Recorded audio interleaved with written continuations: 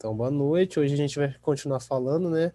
Paramos ali na era da época da peste negra, né? Tentando mostrar para vocês como que nasceu o Império Carolíngio, né? Um dos impérios importantes ali para entender a Idade Média, porque junto com o Império Bizantino, né? Que é o do Romano do Oriente, foram os impérios mais fortes ali, né? Junto com o Arábico também, que a gente vai falar depois. Eu tô falando da formação desse império. Ela forma-se como?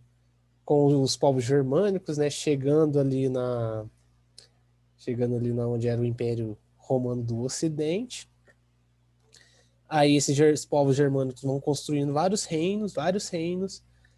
Esses reinos eles são construídos ali, mas antes disso, né, antes dessa construção do reino, a gente tem que lembrar que teve a galera saindo, né, a população saindo lá das cidades romanas, né, e indo lá para a zona rural, né. Aí ela vai para essa zona rural, esses povos invadem, começam a construir vários reinos, e aí tem outra coisa que contribui com essas pessoas que estavam nas cidades romanas, do antigo Império Romano do Ocidente, que contribuiu para eles ir também para a zona rural, que é a peste negra, a peste bubônica. Como eu disse, é uma doença que dá feridas, manchas negras na pele, né? Por isso chama peste negra. É da bactéria do rato, que morde a gente, aí a gente fica doente. Que mais? E chegou a matar um terço de toda a população da Europa. E aí, agora eu vou dar ênfase agora nessa parte aí, que é o Reino dos Francos. O que que é o Reino dos Francos? Lá nos povos bárbaros, chamados de bárbaros, que são os povos germânicos, que invadiram ali o território do Império Romano do Ocidente, um desses povos, e é os que mais caem assim no Enem, em outros vestibulares, é o povo chamado de francos. Eles também fizeram o próprio reino ali.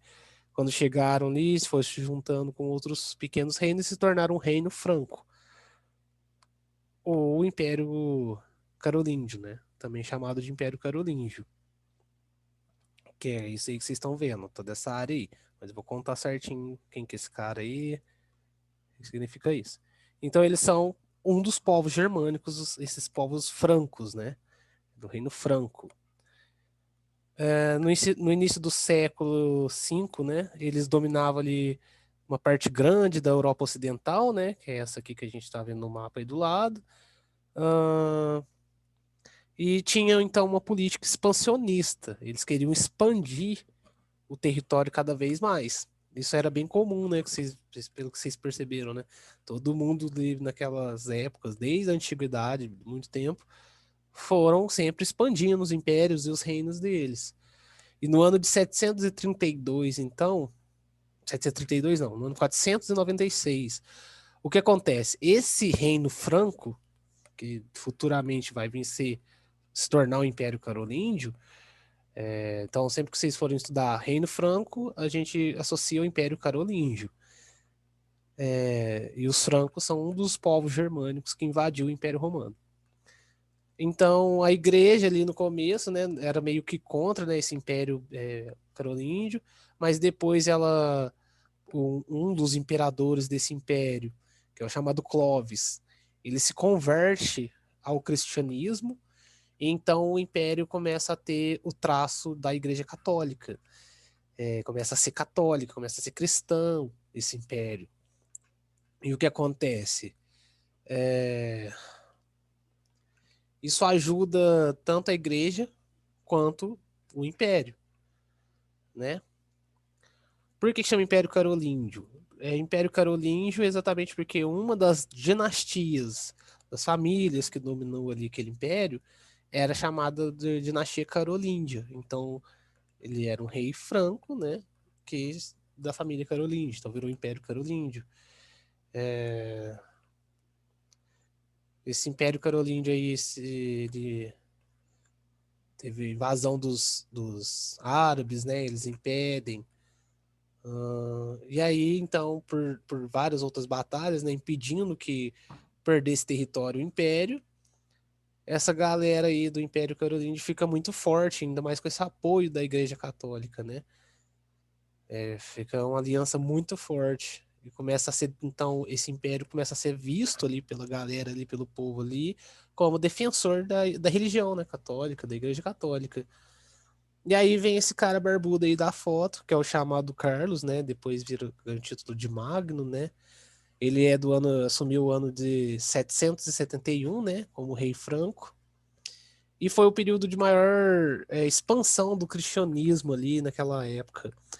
Pra vocês terem uma ideia, lá em dezembro de 800, do ano de 800, o Papa Leão III, ele coroou, né, esse cara barbudo aí, como imperador dos romanos. E aí esse cara, esse Papa, quando coroou Carlos, deu o título para ele de Carlos Magno, ou seja, Magno quer dizer representante de Deus na Terra.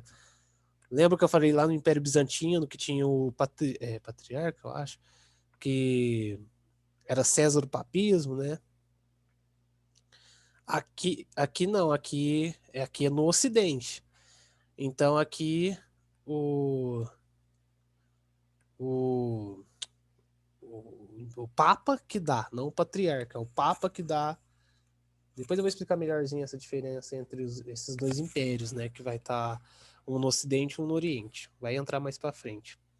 Então Carlos vira Magno pelo Papa, dá o título de Magno, que é representante de Deus na Terra, e fortalece então a união entre a Igreja e o Império Carolíngio, ou Reino Franco.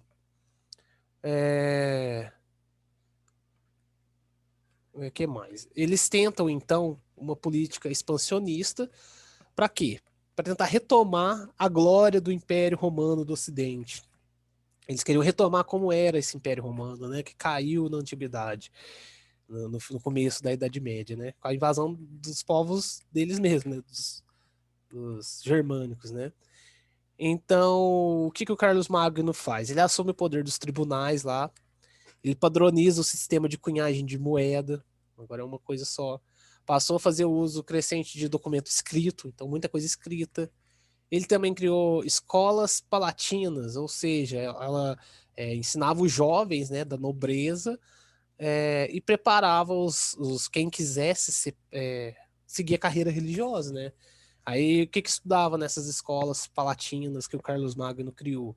Estudava a Bíblia, estudava gramática, retórica, dialética, matemática, astronomia, música e medicina, né? Como vocês veem no mapa, né? Esse é o território ali, ó. Como eu disse, é expansionista.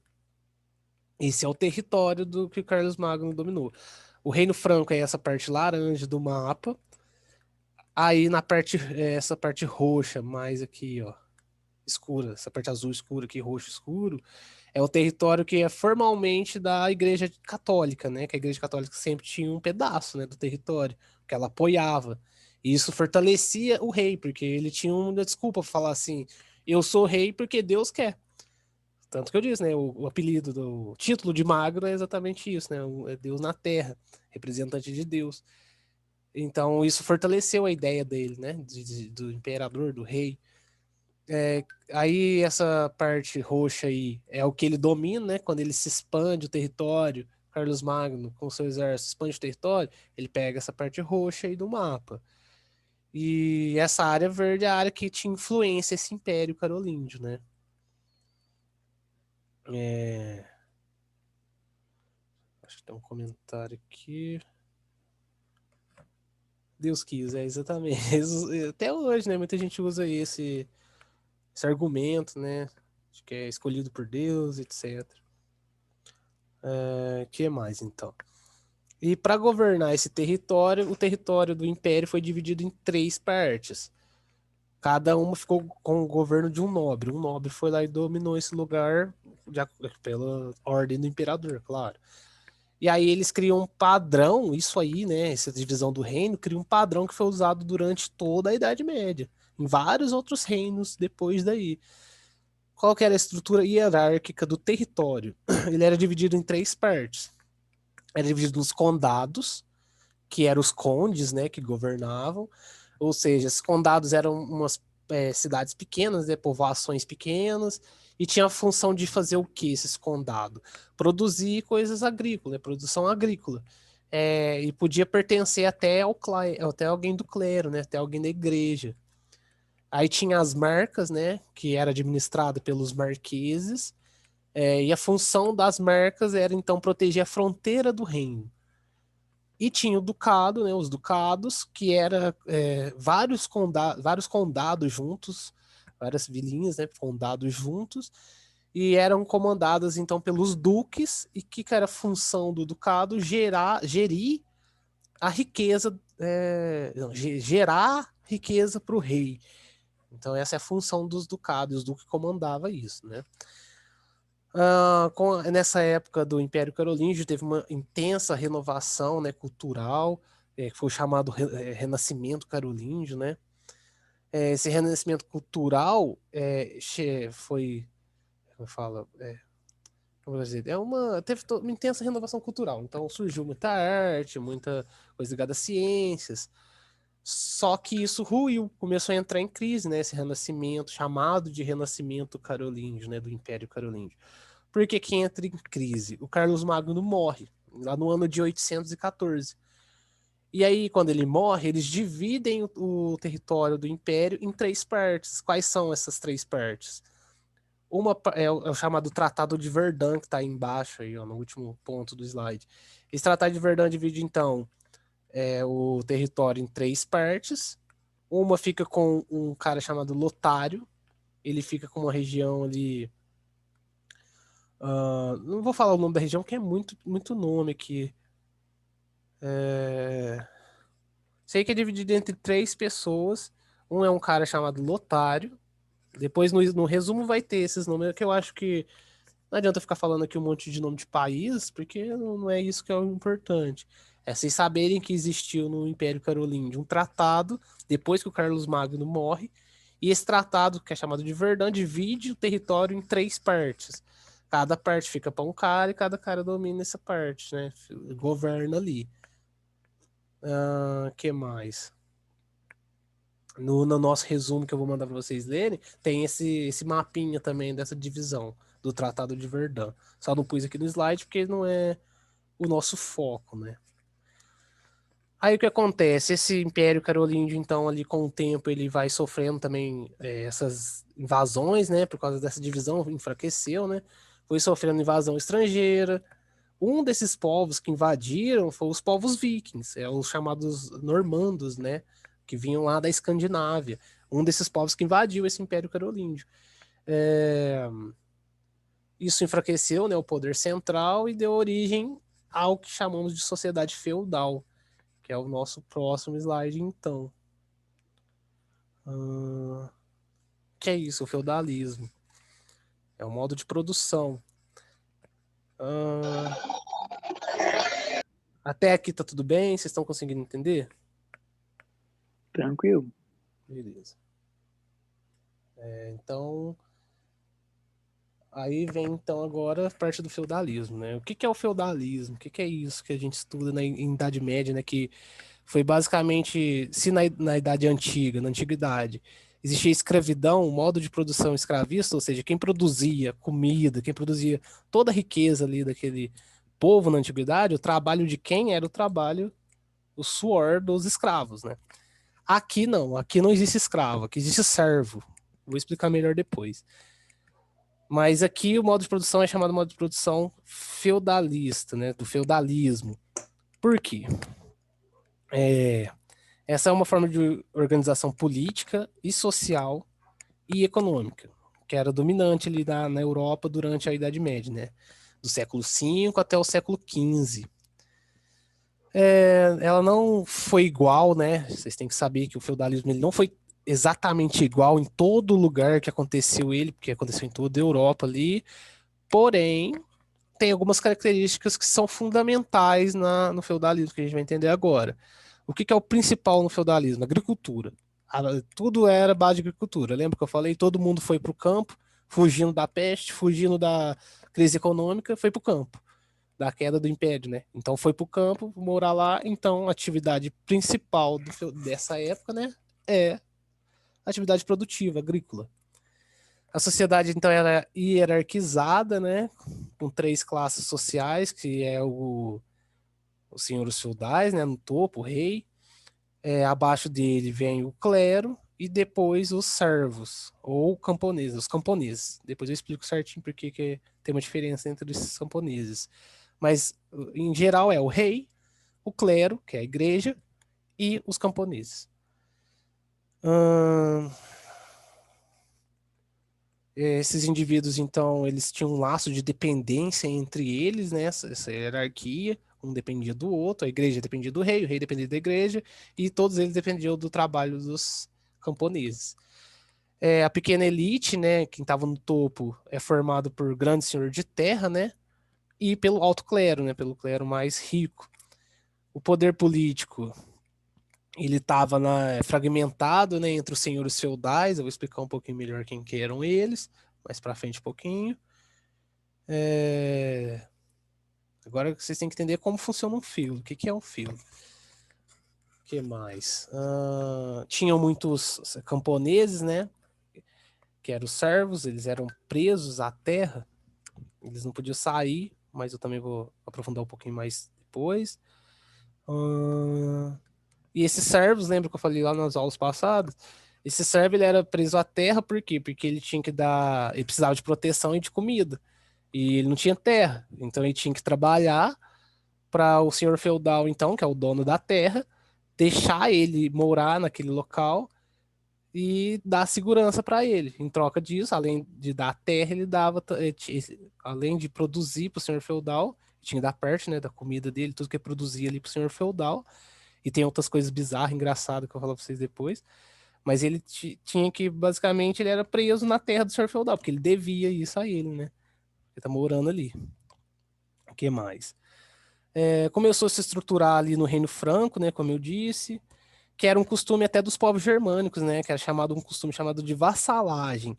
Ou seja, o que era a vassalagem, os vassalos? Era um juramento de fidelidade. O vassalo jurava fidelidade para o dono da terra, que era o senhor feudal, em troca de proteção. Isso é o sistema de vassalo. É só isso. Eu juro fidelidade para um cara e ele me protege. Esse é o sistema de vassalagem. Veio lá do Reino Franco, lá dos povos germânicos. Inicialmente tinha um caráter militar, mas isso foi passando com o tempo. E o vassalo, então, jurava a ordem, né? Jurava obedecer às ordens do senhor feudal, que era o sucerano dele. Quem estava em cima era o sucerano, embaixo era o vassalo. E como é que era o feudo, então? Como é que era essa parte da terra que eles cultivavam? Quanto mais terra você tinha, isso vocês veem lá desde a antiguidade, isso não muda muito com o tempo. Quanto mais terras tem, mais poder você tem, mais rico é. Então, quem tinha mais terra eram os mais ricos naquela época, até acho que não mudou muito. E então, quem era o dono da terra, ele tinha direito então de cobrar imposto, de controlar a justiça, ou de administrar um castelo, né? Na época tinha muito castelo. Como é que era dividido então esse feudo? Tinha o manso senhorial, que é essa parte aí, ó, que vocês estão vendo lá de cá perto do castelo, que é onde ficava, né, as terras que eram do domínio do senhor feudal só dele. Ele também controlava o moinho, controlava o castelo e controlava outras coisas. Aí tem o manso servil, que é dos servos, né, ou as vilas, que é onde eles faziam as casinhas dele, que é onde eles produziam a comida deles, o modo de sobreviver deles ali. Aí tinha as terras ou os mansos comunais. O que eram essas terras, esses mansos comunais aqui, ó? Era onde o servo podia coletar madeira, fazer pastagem, onde ficava também os rios, que era dividido com a galera ali, todo mundo usava aquele rio. E também tinha os castelos, né? Os castelos era geralmente um lugar mais alto, um lugar, uma elevação, com acesso difícil, né? Porque era para evitar invasão, né, de gente. Então, era um castelo, uma fortaleza, né? Que tinha uma muralha muito alta, geralmente, não todos, mas a maioria deles tinha um fosso em volta do castelo. Esse fosso tinha água, às vezes não. E na parte interna do castelo tinha uma torre, que era onde ficavam os quartos, essas coisas. Então o castelo serve para quê? Para proteger o senhor feudal, para ninguém lá atacar ele. No período ali do Império Carolíngio, como eu disse, a nobreza passou a ganhar então dos reis o direito de usar e as garantias de poder, né? Sobre algum feudo, ou seja, alguns nobres poderiam ganhar um pedaço de terra para cuidar, só que a terra não era dele, ele só poderia cuidar, ele poderia fazer leis, fazer coisas naquela terra, mas ele poderia governar, você ter poder ali, mas não poderia, mas não era dele, não era propriedade. O que, que o rei garantia para ele? Ele garantia, o rei, né, o senhor feudal, garantia proteção para esses vassalos, né, para quem jurava essa lealdade. E então esses vassalos se tornavam os próximos senhores feudais, porque é assim, o rei dividiu a terra por senhor feudal, né, por vassalo, que jurava lealdade ao rei. Aí quando esse vassalo assumia uma terra, um feudo, ele se tornava um novo senhor feudal. Com o tempo, vocês vão vendo aí, vai ficando cada vez mais confuso, porque cada vassalo acabava contratando outros vassalos para ajudar ele a governar aquele feudo. Então, esses outros vassalos se transformavam também em senhores feudais, porque estavam governando uma terra de outro senhor feudal. Ou seja, é um ciclo, entende? Foi dividindo o poder foi fragmentando. O rei também dava parte das pilhagens, né, para os vassalos, em troca da fidelidade política e militar. Prestava alguns serviços administrativos, o rei, né, para os vassalos dele. É, e até acertava alguma despesa ali, arcava com alguma despesa do exército, para quando ele precisasse de ajuda, eles fossem lá, o exército desses vassalos dele, né? Como eu disse ali, aqueles impérios ali todos, eles estavam sempre se expandindo. E como tinha muita guerra, muita gente brigando o tempo todo, era necessário então aumentar o número de soldados, de cavaleiro que tinha ali.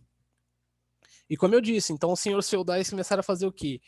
Dividir cada vez mais o reino. Cada vez mais ele dividia um feudo em dois, aí cada um desse feudo era dominado por um vassalo, aí cada um desses vassalos dividia o feudo de novo em mais dois, e ele tinha outros vassalos, ou seja, era uma grande corrente, né? É, é isso, né? Então, que a gente pode ver que um grande senhor feudal, ou seja, um que está lá em cima no topo, né, na pirâmide, ele era ao mesmo tempo vassalo do rei, ou seja, o rei ainda estava em cima de todos os senhores feudais, né, daquele território ali em específico, e ele poderia ser, o senhor feudal poderia ser vassalo do rei, e ao mesmo tempo sucerano dos cavaleiros que assumiu o feudo. É bem complexo, mas se você for parar para ver, é só uma divisão de terra. Os caras iam dividindo a terra, quem ficava no governo era o senhor feudal. E aí dividia a terra dele e vinha o vassalo, virava senhor feudal da próxima terra. E ia ficar dividindo, gente. Ia dividindo. E tinha vários senhores feudais, vários vassalos, era isso. E esses eram quem estava em cima, e tinha os servos que estavam embaixo. E essas mudanças aí se estendeu durante o século VIII, né, até o século XI. E isso foi fortalecendo os senhores feudais, né? Não essa divisão, mas esse começo ali das pessoas jurarem lealdade para eles e tal, os vassalos, né? Essa vassalagem gerou poder para o senhor feudal. Todo mundo dependia dele, mas isso no começo. Como eu disse, essa divisão subsequente, várias divisões, é com o tempo, não foi de uma vez. Enquanto isso, o senhor feudais ia ficando forte, né? Antes dessa divisão toda, essa fragmentação. Então, esses senhores feudais eles cobravam impostos, aplicavam justiça, como eu disse, e não tinha um estado centralizado, ou seja, cada terra, mesmo que dominada por um único rei, cada, é, cada feudo poderia ter uma regra diferente. Então, a partir do século X ali, né, os vassalos eles conseguem que esses feudos sejam passados por ele para filho, né, como uma herança, que antes não era, como eu disse, não era deles, eles só ocupavam ali, tinham poder administrativo, tal, político, mas não era dele, a terra não era dele. Só que a partir do século X, esse poder começou a ser dividido com os vassalos também, ou seja, não era mais temporário. Eles tinham a terra ali e ficava com a terra, para o filho dele, gerações e gerações. Os senhores feudais eles estavam sempre em guerra, né, como eu disse, para tentar dominar ali, para ter mais terra e sim continuar sendo mais poderoso. E para isso eles arranjavam casamentos com os filhos, fazia guerras, fazia alianças, etc. Né? E aí, com o tempo, como eu disse, com essa divisão, né, do poder, fragmentação do poder aí, saindo do senhor feudal e dividindo muito, muito, muito, muito, tanta divisão que o rei começou a ficar fraco, começou a perder o poder, né? Ele acabou se tornando apenas mais um dos vários senhores feudais que existia. E aí tem os camponeses, né, que eu falei, que são servos. Eu tô aqui na parte da sociedade, né? Então, quem que eram os camponeses, né? Era a maioria da população, sempre é. Quem tá embaixo sempre é a maioria da população. Sempre assim, não posso falar com toda absoluta certeza, mas todas as matérias que eu já estudei, quem tá embaixo sempre é a maioria e ela sempre tá, de alguma forma, alienada para não conseguir reagir, porque ela não nem consegue entender o contexto de tudo. Que é muito grande, né? Como vocês podem ver, é uma coisa muito difícil. Eles eram a maioria, né, da população, era mais de 80% da população, era a maioria analfabeta, não sabia ler e escrever, e por isso, então, a gente não tem tantos dados, né, para estudar como eram os camponeses, só que tem alguns outros tipos de informação, né, que dá para a gente estudar, como arqueologia, o uso de objetos que eles usavam, sabe? É, além das práticas religiosas, as roupas, essas coisas.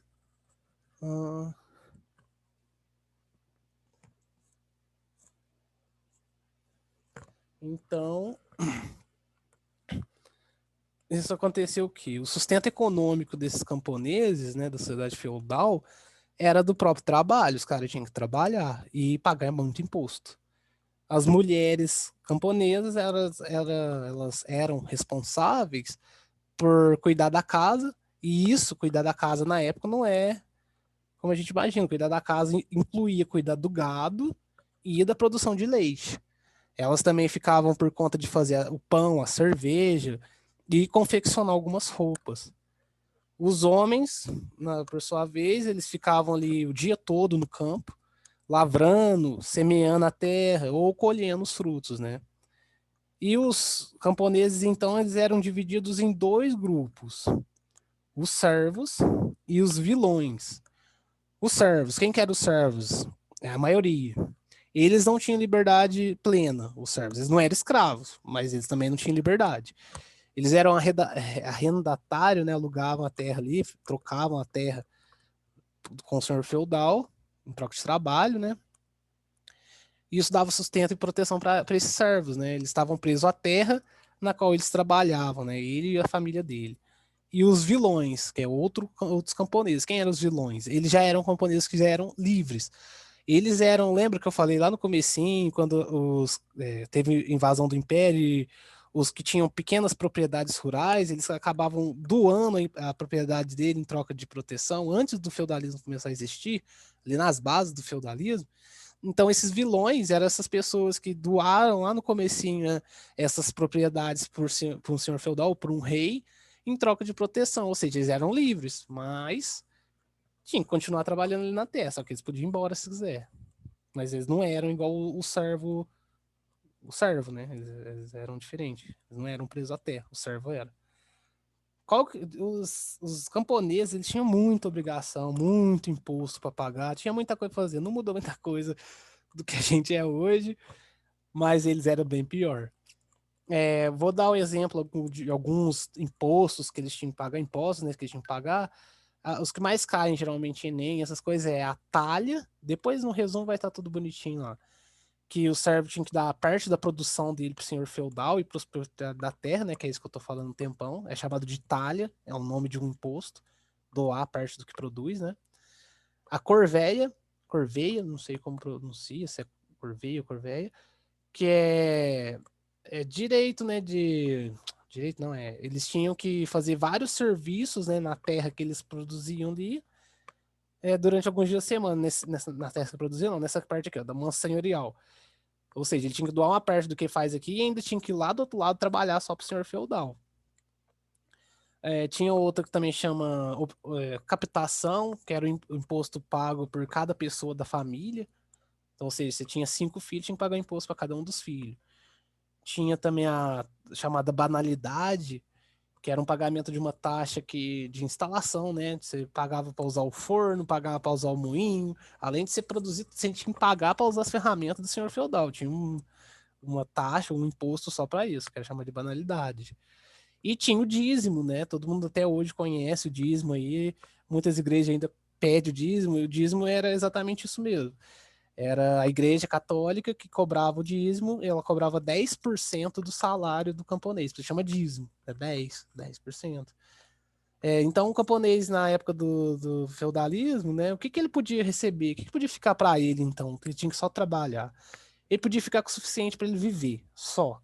O resto ele tinha que entregar para o senhor feudal. E se ele vendesse, ele tinha que dividir o valor que ele recebeu nessa venda com o senhor feudal também. Os servos, eles pagavam outras taxas, né? Além de... os servos pagavam outras taxas que os vilões não pagavam. Lembra que tem dois camponeses diferentes, os servos e os vilões. Os servos são os que mais sofriam. Os servos, eles pagavam impostos até que os vilões não pagavam.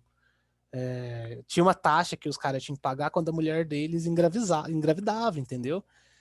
Se descobria que ela tinha cometido um adultério ou se ela engravidava, eles tinham que pagar uma taxa pro senhor feudal. É uma coisa absurda. Uma coisa também que eu acho até engraçada, né? Porque é bem estranho para até para os dias de hoje, é que quando o servo casava, alguns senhores feudais, não eram todos, mas eles obrigavam, né? Tinha uma lei que exigia que o senhor feudal deitasse com a noiva do servo, passasse a noite de núpcia com ela, antes do servo, porque era um direito, né? Era chamado direito de pernada.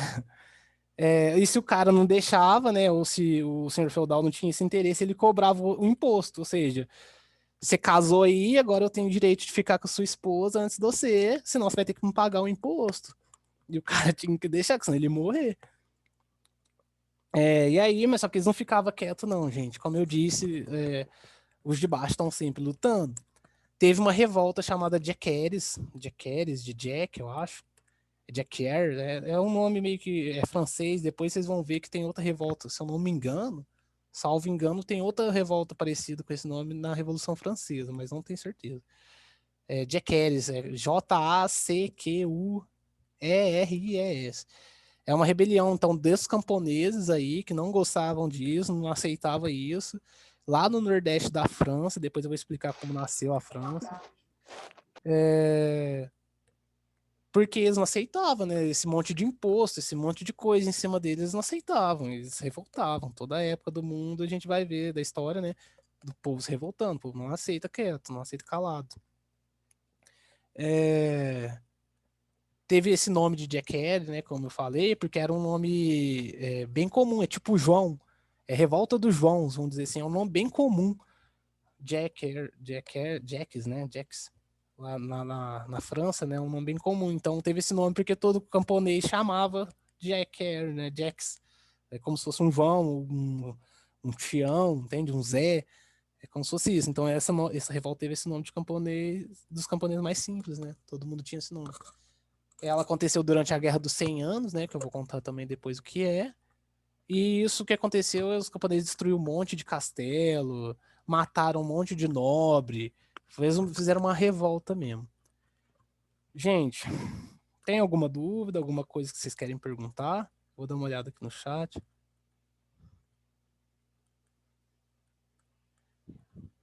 Quem é rico fica mais rico, quem é pobre fica mais pobre. Isso é desde sempre, né? Como vocês estão vendo. É difícil. As coisas realmente não mudaram, gente. É bem difícil. Parece que a gente sempre vai para frente e volta, né? É estranho.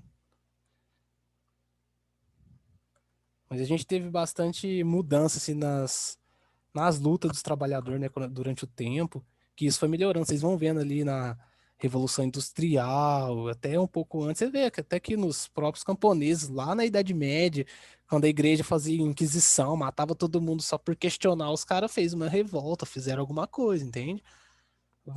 Assim, é luta, né? É uma luta constante. Não come...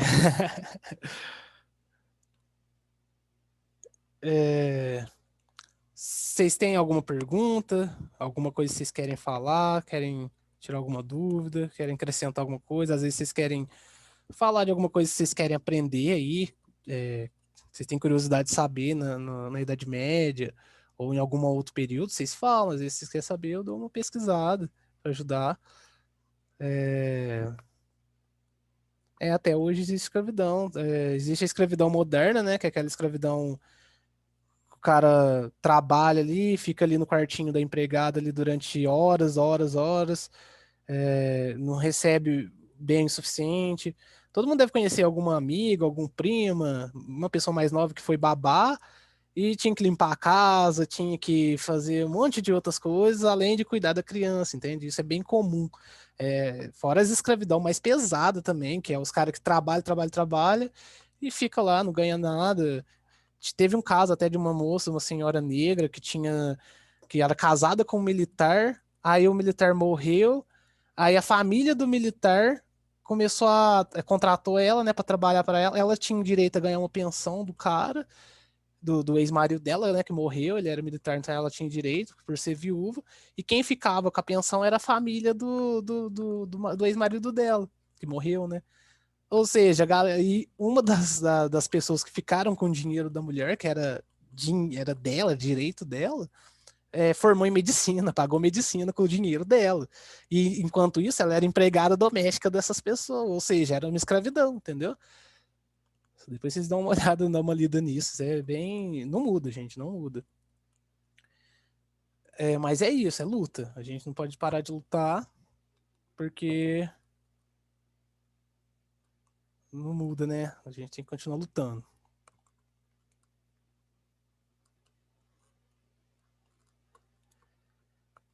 Vai ser mais 50 para trás, mas nós vai melhorar aí, gente. A luta nunca para.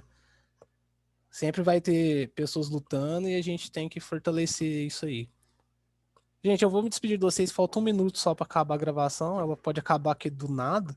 Então, para não ficar chato, né? Que toda vez a gente despede sem falar tchau direito. Então, boa noite para vocês. Se cuidem, bom final de semana. É isso, gente. Até a próxima aula.